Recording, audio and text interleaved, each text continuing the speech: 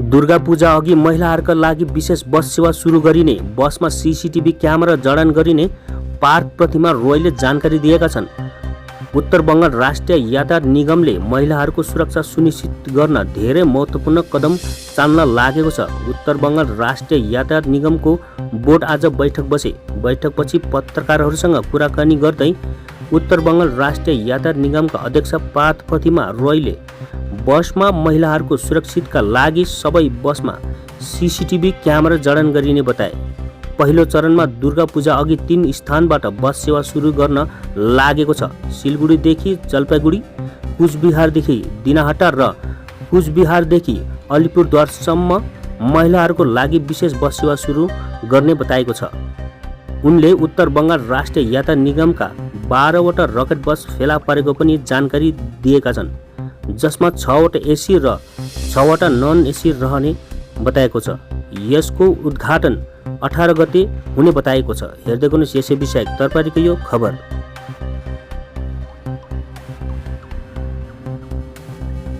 যারা contractual staff আছে তাদের নিযুক্তিটা হচ্ছে 14 সাল থেকে 17 সাল এই সময়ের মধ্যে, এবং সেই সময় যেটা হয়েছে যে একটা লার্জ রিফর্ম ডিভিশন সেখান থেকে এবারে যত পেয়ার করছে সব হচ্ছে শিলিগুড়ি থেকে ওদিকে মানবিক দিক দিয়ে দেখতে গেলে অনেকে কিন্তু সংসারে অনেক সমস্যা শিলিগুড়ি সলভ করে দেয় মাস্কের হারে যেটা সেটা করতে পারছে।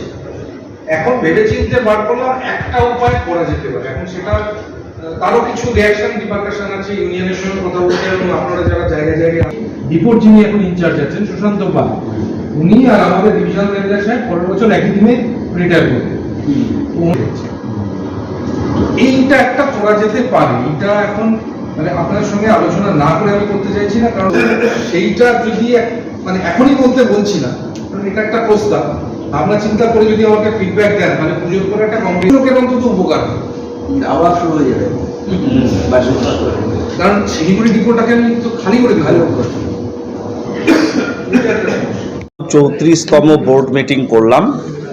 বোর্ড মিটিংয়ে আমাদের অনারেবল বোর্ডের ভাইস চেয়ারম্যান এমএলএ গৌতম পাল সহ আমাদের ম্যানেজিং ডিরেক্টর দীপঙ্কর পিপলাই এবং মাননীয় এমএলএ তোরাব হোসেন সাহেব, আমাদের বোর্ড ডিরেক্টর অনন্ত দেব অধিকারী, জয়ন্ত অধিকারী এবং চাঁদ মোহাম্মদ সাহেব উপস্থিত ছিলেন। আমাদের ভার্চুয়াল মোডে ট্রান্সপোর্ট ডিপার্টমেন্টের 2 জন আধিকারিক উপস্থিত ছিলেন এবং আমাদের আধিকারিকেরা।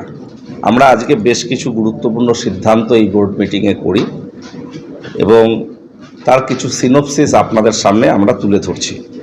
আমরা এই পুজোর আগে লেডিস স্পেশাল বাস সার্ভিস চালু করতে চলেছি। আমরা পাইলট প্রজেক্ট হিসেবে 3টি জায়গায় জলপাইগুড়ি শিলিগুড়ির মধ্যে লেডিস স্পেশাল চলবে অফিস টাইমে এবং ফেরার সময় অফিস টাইমটাকে আমরা ধরব, এবং কোচবিহার আলিপুরদুয়ার এবং কোচবিহার দিনহাটা এই 3টে রুটে প্রাথমিকভাবে চলবে। পরবর্তী পর্যায়ে এটাকে আমরা আমাদের বিভিন্ন ডিপোতে এই স্পেশাল লেডিস সার্ভিস আমরা চালু করব। আমরা মহিলা নিরাপত্তার বিষয়টিকে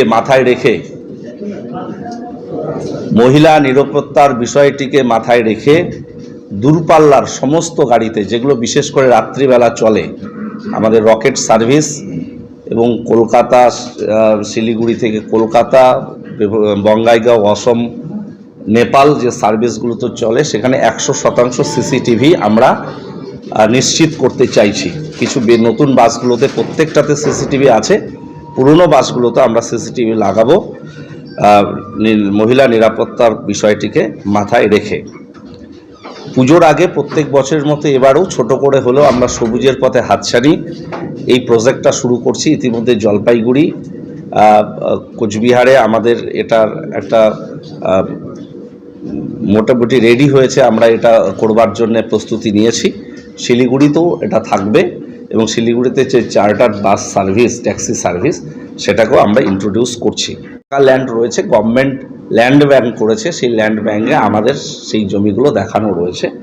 আমাদের যেটুকু প্রয়োজনীয় সে কি প্রজেক্ট আমরা করতে চাই সে ব্যাপারে আমরা গভর্নমেন্টকে জানিয়েছি। বাকি ভ্যাকান্ট ল্যান্ড সেগুলো আমরা জানিয়েছি।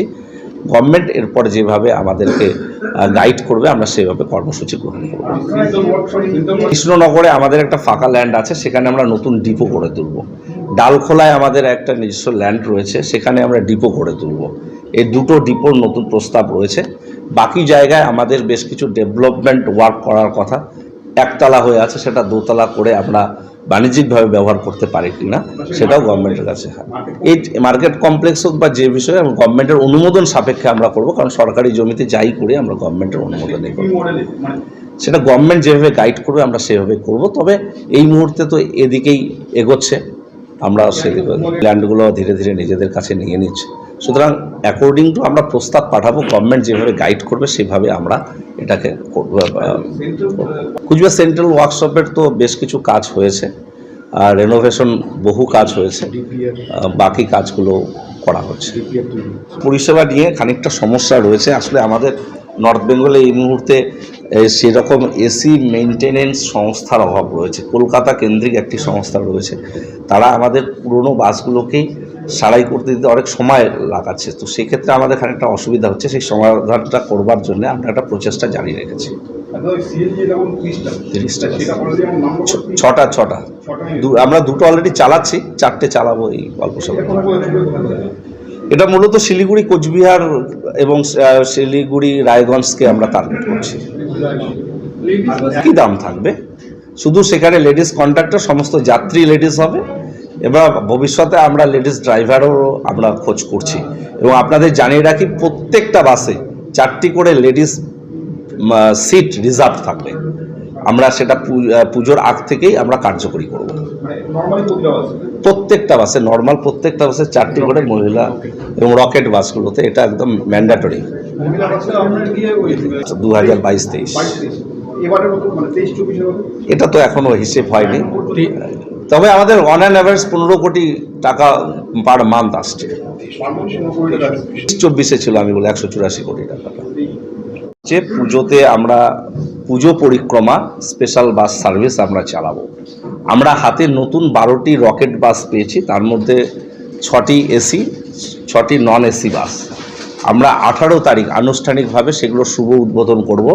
শিলিগুড়ি থেকে 3টে, কোচবিহার থেকে 3টে, আরও কয়েকটি জায়গায় আমরা এই সার্ভিসগুলো চালু করব। রকেট বাস সার্ভিস আমাদের নতুন বাসগুলো হাতে এসেছে।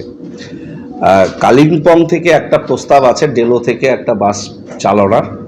আমরা সেটা আগামী 3 তারিখ সেটার শুভ উদ্বোধন করব। সিএনজি বাস আমরা 30টি আমাদের কেনা হয়েছে, তার মধ্যে 6টা বাস আমরা হাতে পেয়েছি। আমরা 2টো বাস অলরেডি রাস্তায় চালাচ্ছি, বাকি বাসগুলো খুব অল্প সময়ের মধ্যে পুজোর আগে আমরা চালু করব। কৃষ্ণনগর ডালখোলায় আমাদের নতুন 2টো ডিপো স্থাপিত হবে, সেই ব্যাপারে আমরা প্রস্তাব নিয়েছি। গভর্নমেন্টের প্রাথমিক কিছু বরাদ্দ পাওয়া গেছে। বাকি যে ডিপো, বেশ কিছু ডিপো যেগুলো পরিকাঠামো দিক থেকে কিছুটা হলেও কমজোরি রয়েছে বা ভেঙে পড়েছে, সেই জায়গাগুলো আমরা রিনোভেশনের সিদ্ধান্ত গ্রহণ করেছি। তার মধ্যে উল্লেখযোগ্য ময়নাগুড়ি, সিউড়ি, রায়গঞ্জ, এগুলোকে আমরা ডেভেলপ করব। আমাদের ইলেকট্রিক বাস 2025-এর মধ্যে উত্তরবঙ্গ রাষ্ট্রীয় পরিবহন নিগম আমরা রাস্তায় নামাবো। আরও বেশ কিছু গুরুত্বপূর্ণ সিদ্ধান্ত আমরা নিয়েছি। পুজোর আগে আমাদের যারা এজেন্সি থ্রু দিয়ে লেবার সিকিউরিটি রয়েছে, তাদেরকেও যাতে পুজোর বোনাস দেওয়া যেতে পারে সে ব্যাপারে আমরা সিদ্ধান্ত গ্রহণ করেছি। এবং তাদের যে সাম্মানিক, সেটা আগামী মাস থেকে আরও 500 টাকা করে আমরা বাড়াচ্ছি। আমরা যে লেবার অ্যাক্ট রয়েছে, ন্যূনতম মজুরি, সেই লক্ষ্যে আমরা আর অল্প সময়ের মধ্যে পৌঁছতে পারবো। তাদের রেমুনারেশন একদম ফিক্সডভাবেই আমরা যে ন্যূনতম মজুরি আছে সেই স্ল্যাবে পৌঁছতে সমর্থ হব। তারা কোনো কর্মরত অবস্থায় কেউ যদি মারা যান, তাদের টাকা দেওয়ার অপশন গভর্নমেন্টের পক্ষ থেকে রয়েছে, কিন্তু এজেন্সি থ্রু দিয়ে যারা কর্মচারী কাজ করেন বা কন্ট্রাকচুয়াল, তাদের নেই। আমরা বোর্ডে আজকে সিদ্ধান্ত গ্রহণ করেছি, তাদের ক্ষেত্রেও আমরা কিছু টাকা বরাদ্দ করব, 1 লক্ষ টাকা করে আমরা দেব যদি কর্মরত অবস্থায় এজেন্সিরও কেউ মারা গিয়ে থাকে, 50,000 এবং কন্ট্রাকচুয়ালদের ক্ষেত্রে 1 লক্ষ টাকা। এ ধরনের কিছু মানবিক সিদ্ধান্ত আমরা গ্রহণ করেছি। আপনারা জানলে খুশি হবেন যে উত্তরবঙ্গ রাষ্ট্রীয় পরিবহন নিগম এই মুহূর্তে পশ্চিমবঙ্গের যে কটি STU আছে তার থেকে সবথেকে বেশি আমরা রেভিনিউ কালেকশন করি। গত আর্থিক বছরে আমরা প্রায় 184 কোটি টাকা আমরা রেভিনিউ কালেকশন করতে সমর্থ হয়েছি। মান্থলি অন অ্যান অ্যাভারেজ 15 কোটি টাকা আমরা রেভিনিউ কালেকশন করি এবং হাইয়েস্ট আমরা 17 কোটি টাকা পর্যন্ত রেভিনিউ কালেকশন করেছি। পুজোর এই মরশুম আমাদের কাছে অত্যন্ত গুরুত্বপূর্ণ। অনেক সময় ট্রেনের টিকিট পেতে সমস্যা হয় বা ফ্লাইটের টিকিটের ম্যাক্সিমাম দাম হয়ে যায়। সাধারণ মানুষের পক্ষে কলকাতা বা বিভিন্ন জায়গায় কর্মস্থল থেকে বাড়িতে যেতে অসুবিধা হয়। আমরা স্পেশাল সার্ভিস চালাবো এবং আমাদের নতুন রকেট বাসগুলোকে ওই সময় 18 তারিখ থেকে আমরা রেগুলারাইজ করব। এভাবে আমরা যাত্রী পরিষেবাটাকে 100% নিশ্চিত করতে চাইছি। আপনারা জানেন যে 3 বাত্তি মোড়ে আমাদের NBSTCর একটা জমিতে কর্পোরেশন এবং আমাদের যৌথ টাই আপে সেখানে একটা বাস স্ট্যান্ড তৈরি হয়েছে। আমরা চেষ্টা করছি, আমরা মাননীয় মেয়র গৌতম দেব মহাশয়ের সঙ্গে কথা বলে তিনি উদ্যোগ গ্রহণ করলে আমরা সেই স্ট্যান্ডটাকে যাতে রেগুলারাইজ করতে পারি, ওপেন করতে পারি, সে ব্যাপারেও আমরা আগামীকাল একটা বৈঠক তেনজিং নোরগে বাস ডেভেলপমেন্ট যে আমাদের একটি কমিটি রয়েছে সেটা ডেকেছে, সেখানে আমরা সিদ্ধান্ত গ্রহণ করব। এ ধরনের বেশ কিছু গুরুত্বপূর্ণ সিদ্ধান্ত আজকের মিটিংয়ে আমরা গ্রহণ করেছি। থাকবে, কিন্তু ড্রাইভার এই মুহূর্তে লেডিস পাওয়া আমাদের খানিকটা সমস্যা হচ্ছে, তবে ভবিষ্যতে আমাদের সেটাও ইচ্ছে রয়েছে 100% আমাদের নর্মাল যে বাসগুলো রয়েছে সেই বাসগুলো 40 সিটার প্লাস 40 আমরা অফিস টাইমটাকে গুরুত্ব দেব, অফিস টাইমে, এবং 10টা কোথাও 9টা এবং ফেরার সময় 5টার পর 4:30 5টার সময় বাসটা আমরা দেব। ভবিষ্যতে ভুটানে আমাদের চলবার একটা প্রস্তাব রয়েছে, আমরা গ্রিন লাইনের সঙ্গে ব্যাপারে কথা বলছি এবং অদূর ভবিষ্যতে আমরা বাংলাদেশের সঙ্গেও কানেক্ট করবার একটা প্রচেষ্টা জারি রাখব। 3টে রুটে চলছে, 2টো করে কোর্ট খুবই রয়েছে, এটা অস্বীকার করবার জায়গা নেই। গভর্নমেন্টের কাছে আমাদের প্রস্তাব রয়েছে যে করেই হোক কন্ট্রাকচুয়াল বা এজেন্সির থ্রু দিয়ে হলো কিছু কর্মী দেওয়ার কথা। গভর্নমেন্টের ভাবনা চিন্তা রয়েছে, নিশ্চিতভাবে সেটা পজিটিভলি ভাববে, কারণ মাননীয় মুখ্যমন্ত্রী মমতা বন্দ্যোপাধ্যায় পরিবহন এর একটি মিটিংয়ে তিনি বলেছেন সরকারি বাস পরিষেবা বেশি করে দেওয়ার জন্য। সেই ক্ষেত্রে আমরা আমাদের হাতে যে 750 বাস রয়েছে আমরা সব বাসকে রাস্তায় নামাতে চাই। সেক্ষেত্রে যে পর্যাপ্ত আমাদের ক্রিউ স্টাফ দরকার সেটার জন্য আমরা আবেদন করেছি। প্রত্যাশা করি সরকার এই বিষয়টি বিবেচনা করবে। আধিকারিক শর্টেজ রয়েছে, সেই জায়গায় একটা প্রস্তাব রয়েছে, 131টির অনুমোদনের অপেক্ষায় রয়েছে। আমরা আশা করি সেগুলো পেয়ে যাব। 4 ল্যান্ড রয়েছে এবং প্রায় সেটা 200 একরের মতো জমি হবে এবং আপনারা জানলে খুশি হবেন গত 2 বছরে সেই জমিগুলো আমাদের নামে ছিল না, আমাদের পজেশনে ছিল বেশিরভাগ, কিন্তু আমাদের নিজস্ব ডিপার্টমেন্টের নামে ছিল না।